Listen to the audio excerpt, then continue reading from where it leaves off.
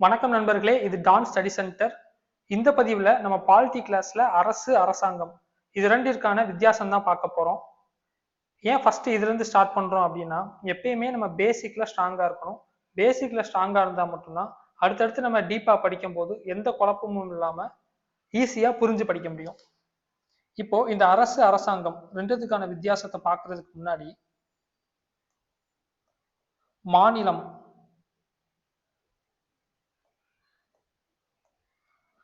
இந்த மாநிலத்துக்கும் இங்கிலீஷ்ல ஸ்டேட் அப்படின்னு தான் பேர் இருக்கு. ஸோ தமிழை பொறுத்த வரைக்கும் அரசு மாநிலம்னு வித்தியாசமா வச்சிருக்காங்க. ஆனா இங்கிலீஷை பொறுத்த வரைக்கும் அரசுக்கும் ஸ்டேட்டுன்னு தான் பேர் வச்சிருக்காங்க, மாநிலத்துக்கும் ஸ்டேட்டுன்னு தான் பேர் வச்சிருக்காங்க. இங்க நம்ம பார்க்கக்கூடிய ஸ்டேட் வந்து அரசை பத்தி பார்க்க போறோம், மாநிலத்தை பத்தி இல்லை. ஸோ இந்த கிளாஸஸ் முடிக்கும் போதே உங்களுக்கு மாநிலம்னா என்ன, அரசுனா என்ன, அதுக்கான வித்தியாசங்கள்லாம் தெரிஞ்சிடும். ஃபர்ஸ்ட் இங்க நம்ம பார்க்க போற ஸ்டேட் வந்து அரசை குறிக்கக்கூடிய ஸ்டேட். இந்த அரசு அரசாங்கம் இது ரெண்டுத்துக்கான என்ன வித்தியாசம் அப்படின்னு பார்த்தோம்னா, முதல்ல அரசு எடுத்துக்கிறோம். இந்த அரசை எப்படி புரிஞ்சுக்கலாம்னா, அரசுடைய 4 அங்கங்களை, அதாவது கூறுகளை என்னன்னு பார்த்தோம்னா அரசுனா என்னன்னு நம்மளால ஈஸியா புரிஞ்சுக்க முடியும். ஃபர்ஸ்ட் அரசுடைய 4 அங்கங்கள் என்னென்னா, முதல் அங்கம் மக்கள், இரண்டாவது நிலப்பரப்பு,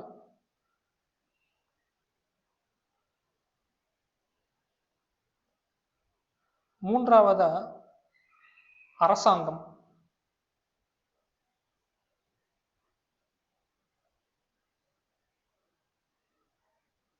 நான்காவதா இறையாண்மை.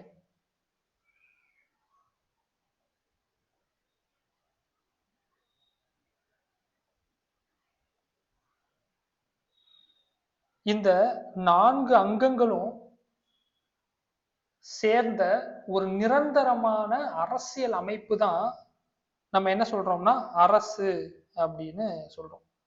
இந்த 4 அங்கங்களையும் கொண்ட ஒரு நிரந்தரமான அரசியல் அமைப்பை தான் நம்ம என்ன சொல்றோம்னா அரசு அப்படின்னு சொல்றோம்.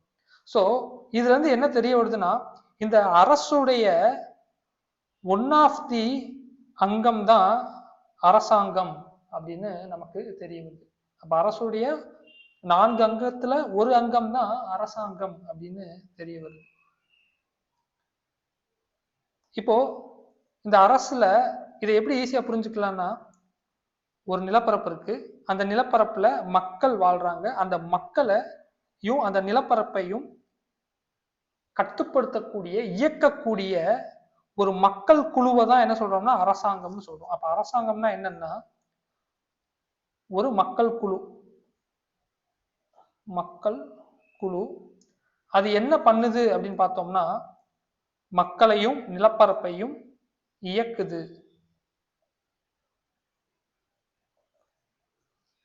கண்ட்ரோல் பண்ணி ஆட்சி செய்யக்கூடியது, ஆட்சி செய்யக்கூடிய ஒரு மக்கள் குழுவை தான் நம்ம என்ன சொல்றோம்னா அரசாங்கம் அப்படின்னு சொல்றோம். அப்ப மக்களையும் இந்த நிலப்பரப்பையும் இயக்கி ஆட்சி செய்யக்கூடிய ஒரு மக்கள் குழுவை தான் நம்ம என்ன சொல்றோம்னா அரசாங்கம், கவர்மெண்ட் அப்படின்னு சொல்றோம்.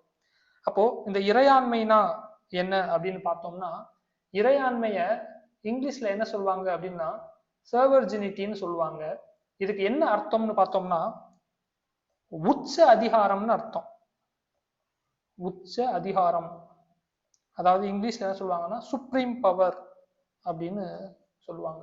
இதுக்கு என்ன அர்த்தம்னா, ஒரு நாட்டின் எல்லைக்குள் உள்ள அனைவரையும், அதாவது அனைத்து மக்களையும் அனைத்து அமைப்புகளையும் கட்டுப்படுத்தும் அதிகாரத்தை தான் என்ன சொல்றோம்னா இறையாண்மை அப்படின்னு சொல்றோம். இதை இன்னும் சொல்லணும்னா, வேற எந்த நாட்டோட தலையீடு இல்லாம சொந்தமா முடிவு எடுக்கக்கூடிய அதிகாரம் தான் இந்த இறையாண்மை அப்படின்னு நம்ம சொல்றோம்.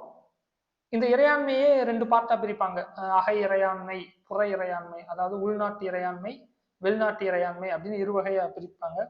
இதை பத்தி டீட்டெயிலா நம்ம 11th பாலிட்டி புக்ல போட்டிருக்காங்க. அது போக இறையாண்மை பத்தின கேசஸ் எல்லாம் கூட டீட்டெயிலாவே போட்டிருக்காங்க. இதை வந்து நம்ம அடுத்தடுத்த கிளாஸ்ல நம்ம பார்க்கலாம். இப்போ இந்த அரசுனா என்ன நமக்கு தெரிஞ்சிருச்சு. இந்த 4 அங்கங்களை கொண்ட ஒரு நிரந்தரமான அரசியல் அமைப்பை தான் நம்ம அரசுன்னு சொல்றோம். அரசாங்கம்ங்கிறது இந்த நிரந்தரமான அரசியல் அமைப்பை கட்டுப்படுத்தக்கூடிய ஒரு மக்கள் குழு தான் என்னதுன்னா அரசாங்கம் அப்படின்னு நம்ம புரிஞ்சுக்கிறோம். இப்போ இது இது வந்து அரசுக்கு ஒரு பொதுவான விளக்கம் அப்படின்னு சொல்லலாம். இன்னும் வந்து அரசாங்கத்தை எளிமையா சொல்லணும்னா, தமிழ்நாடு எப்பயுமே இருக்கும், தமிழ்நாட்டுல வாழ்ற மக்கள் எப்பயுமே இருப்பாங்க. ஆனா தமிழ்நாடு எப்பயுமே இருக்கும், ஆனா இந்த தமிழ்நாடு ஆட்சி செய்யக்கூடிய அரசாங்கங்கள் வந்து மாறிக்கிட்டே இருக்கும். இப்ப தமிழ்நாடு ஆட்சி செய்யக்கூடிய அரசாங்கம் என்ன? டிஎம்கே கவர்மெண்ட், திமுக அரசாங்கம் தான் தமிழ்நாடு ஆட்சி செய்து கொண்டிருக்கிறது. ஆனா இதுக்கு முன்னாடி பார்த்தோம்னா ஏடிஎம்கே கவர்மெண்ட் ஆட்சி செஞ்சுட்டு இருந்துச்சு, அதிமுக அரசாங்கம் ஆட்சி செய்து கொண்டிருக்கு. அப்ப தமிழ்நாடு வந்து எப்பயுமே மாறாது, அது நிலையா இருக்கக்கூடிய ஒரு நிரந்தரமான ஒரு அரசியலமைப்பு.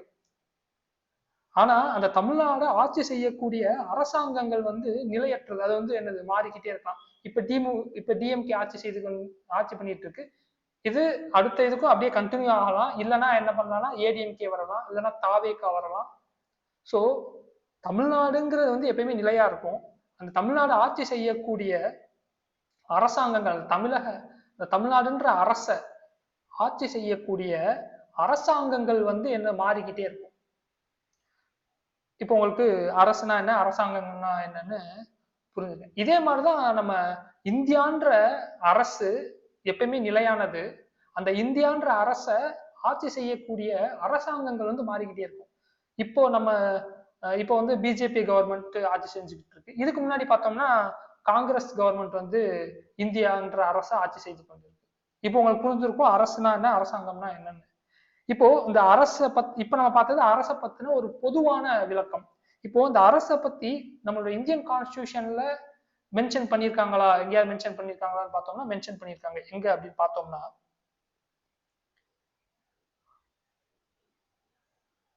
ஆர்டிகல் 12 மென்ஷன் பண்ணியிருக்காங்க. இது எங்க இருக்கு அப்படின்னு பார்த்தோம்னா பார்ட் 3 ஃபண்டமெண்டல் ரைட்ஸ்ல ஆர்டிகல் 12 வந்து ஸ்டேட்டை பத்தி மென்ஷன் பண்ணியிருக்காங்க. என்ன சொல்ல வர்றாங்க அப்படின்னா, ஆர்டிகல் 12 என்பது அடிப்படை உரிமைகள் தொடர்பான பகுதி 3 பயன்படுத்தப்படும் அரசு என்ற சொல்லின் பொருளை வரையறுக்கிறது. இந்த அரசுன்ற சொல்லுல என்னென்னலாம் இருக்கு அப்படின்னு சொல்றாங்கன்னு பார்த்தோம்னா, இந்திய அரசு, நாடாளுமன்றம், மாநில அரசுகள் அதோட சட்டமன்றங்கள் மற்றும் இந்தியாவின் எல்லைக்குள் அல்லது அரசின் கட்டுப்பாட்டில் உள்ள அனைத்து உள்ளூர் மற்றும் பிற அதிகார அமைப்புகள், இது எல்லாமே அடங்கும் சொல்றாங்க. அப்போ இந்த ஸ்டேட் அரசுன்ற சொல்லுக்குள்ள எதெல்லாம் அடங்கும்னா இந்திய அரசு, நாடாளுமன்றம், மாநில அரசுகள் அதனுடைய சட்டமன்றங்கள் மற்றும் இந்தியாவின் எல்லைக்குள்ள உள்ள எல்லா அரசுடைய கட்டுப்பாட்டில் உள்ள அனைத்து உள்ளூர் மற்றும் பிற அதிகார அமைப்புகள், இது எல்லாமே என்னன்னா அந்த அரசுன்ற இதுக்கு சொல்லுக்குள்ள அடங்கும் அப்படின்னு சொல்றாங்க. ஸோ ஆர்டிகல் 12 என்ன சொல்ல வராங்கன்னா, இந்த அரசுன்னு சொல்லக்கூடிய இவை அனைத்து இந்த இந்திய அரசு, நாடாளுமன்றம், மாநில அரசுகள், சட்டமன்றங்கள், அப்புறம் இந்தியாவின் எல்லைக்குள் உள்ள கட்டுப்பாடு உள்ள அனைத்து உள்ளூர் மற்றும் அதிகார அமைப்புகள், இது எல்லாம் அடிப்படை உரிமைகளை, குடிமக்களின் அடிப்படை உரிமைகளை பாதிக்காதவாறு இருக்கணும் அப்படின்னு சொல்றாங்க. ஒருவேளை பாதிப்படைஞ்சா என்ன பண்றோம் அப்படின்னா, நம்ம ஆர்டிகல் 32 பயன்படுத்தி என்ன பண்றோம், சுப்ரீம் கோர்ட்லயோ இல்ல ஆர்டிகல் 226 பயன்படுத்தி ஹை கோர்ட்லயோ நம்மளுடைய அடிப்படை உரிமைகளை என்ன பண்ணிக்கிறோம்னா நிலைநிறுத்திக்கிறோம். இப்போ வேற எங்கேயாவது ஸ்டேட்டை பத்தி மென்ஷன் பண்ணியிருக்காங்க அப்படின்னு பார்த்தோம்னா ஆர்டிகல் 36 இது எங்க இருக்கு அப்படின்னு பார்த்தோம்னா பார்ட் 4 டிபிஎஸ்பி, அதாவது இங்கிலீஷ்ல, தமிழ்ல பார்த்தோம்னா அரசு வழிகாட்டும் நெறிமுறை கோட்பாடுகள். பார்ட் 4ல ஆர்டிகல் 36ல ஸ்டேட்டை பத்தி மென்ஷன் பண்ணியிருக்காங்க. இங்க என்ன மென்ஷன் பண்ணியிருக்காங்கன்னு பார்த்தோம்னா, it stipulates that the state has the same meaning as in article 12 part 3. அப்ப ஆர்டிகல் 12, அதாவது இப்ப பார்த்தோம் இல்லையா ஃபண்டமெண்டல் ரைட்ஸ் ஆர்டிகல் 12, இதுல என்ன மீனிங் ஸ்டேட் கொடுத்துருக்காங்களோ அதே மீனிங் தான் என்ன பண்றாங்கன்னா ஆர்டிகல் 36க்கும் சொல்ல வர்றாங்க. சொல்லிட்டு என்ன சொல்றாங்கன்னா, இந்த ஸ்டேட்னு சொல்லக்கூடிய இந்த ஸ்டேட் நீங்க என்னென்ன ஆர்டிகல் 12 என்னென்ன சொன்னாங்க, இந்திய அரசு, நாடாளுமன்றம், மாநில அரசுகள், சட்டமன்றங்கள் மற்றும் இந்தியாவின் எல்லைக்குள் உள்ள அரசின் கட்டுப்பாட்டில் உள்ள அனைத்து உள்ளூர் மற்றும் பிற அதிகார அமைப்புகள், இது எல்லாம் தான் ஸ்டேட்னு சொல்றாங்க. இந்த ஸ்டேட் வந்து இந்த அமைப்புகள், இந்த ஸ்டேட்னு சொல்லக்கூடிய அந்த ஸ்டேட்டுக்குள்ள உள்ள அமைப்புகள் எல்லாம் சட்டம் இயற்றும் போது கடைபிடிக்க வேண்டிய நெறிமுறை கோட்பாடுகளை பத்தி தான் இந்த ஆர்டிகல் 36 வந்து விளக்குது. ஸோ இப்போ நம்ம என்ன பார்த்தோம், ஸ்டேட்னா பொதுவா என்னன்னு பார்த்துட்டோம். அப்புறம் ஸ்டேட்டை பத்தி கான்ஸ்டியூஷன், இந்தியன் கான்ஸ்டியூஷன்ல என்னென்ன ஆர்டிகல்ல சொல்லியிருக்காங்கன்னு பார்த்துட்டோம். ஸோ இதுக்கு அடுத்த கிளாஸ்ல நம்ம என்னென்ன பார்க்க போறோம்னா, ஸ்டேட் கவர்மெண்ட்னா என்ன, அதோடைய அங்கங்கள்லாம் என்ன, சென்ட்ரல் கவர்மெண்ட் அதோடைய அங்கங்கள்லாம் என்ன, அப்புறம் லோக்கல் பாடிஸ் அதனுடைய அங்கங்கள்லாம் இல்லை, அது என்ன டைப்ல இருக்கு, எல்லாமே டீட்டெயிலாக பார்க்க போறோம். ஸோ உங்களுக்கு ஏதாவது டவுட்ஸ் இருந்துச்சுன்னா கமெண்ட்ஸ்ல மென்ஷன் பண்ணுங்க. தேங்க்யூ.